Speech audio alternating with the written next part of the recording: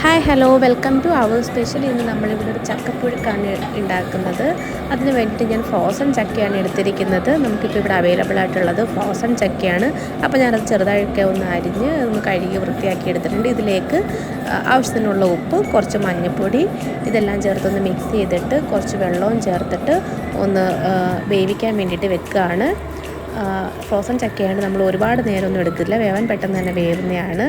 ഈ ടൈം കൊണ്ട് നമുക്കിതിലേക്കുള്ള തേങ്ങയുടെ അരപ്പ് ചതച്ചെടുക്കണം. അതിന് വേണ്ടിയിട്ട് ഞാൻ കുറച്ച് തേങ്ങ, ഒരു 4 ചെറിയുള്ളി, 2 വെളുത്തുള്ളി, കുറച്ച് ജീരകം, ഇതിലേക്ക് പിന്നെ ആവശ്യത്തിനുള്ള എരിവിനുള്ള ഒരു പച്ചമുളക്, അത് 1-2 ചേർക്കാം, പിന്നെ കുറച്ച് കറിവേപ്പില, ഇതെല്ലാം കൂടെ ചേർത്തിട്ട് ഒന്ന് ചതച്ചാണ് എടുക്കുന്നത്. ഒരുപാട് നമ്മൾ പേസ്റ്റ് പോലെ അരച്ചെടുക്കില്ല. ഇത് എല്ലാം കൂടെ ഒന്ന് മിക്സ് ചെയ്ത് ചതച്ചെടുത്തതിന് ശേഷം നമ്മുടെ കപ്പയൊക്കെ ഒന്ന് ഒരു വെന്ത് വന്നിട്ടുണ്ടായിരുന്നു. ഇതിലേക്ക് ഞാൻ ഈ ചതച്ച തേങ്ങ കൂടി ചേർത്ത് ഒന്ന് മിക്സ് ചെയ്ത് കൊടുക്കുകയാണ്.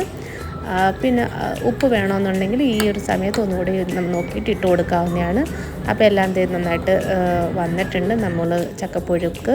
അപ്പം എല്ലാം തന്നെ സെറ്റായിട്ടുണ്ട്. നല്ല ഉപ്പും എല്ലാം നോക്കിയിട്ടുണ്ടായിരുന്നു. അപ്പോൾ ഇത് ഞാൻ വേറൊരു പാത്രത്തിലേക്ക് സെർവ് ചെയ്യാൻ വേണ്ടി മാറ്റാണ്. അപ്പം എല്ലാവരും ഒന്ന് ട്രൈ ചെയ്ത് നോക്ക്. നല്ലൊരു ടേസ്റ്റിലുള്ള നല്ല ഹെൽത്തി ആയിട്ടുള്ള ഒന്നാണ് ഇതിൽ. Okay, thank you, bye bye.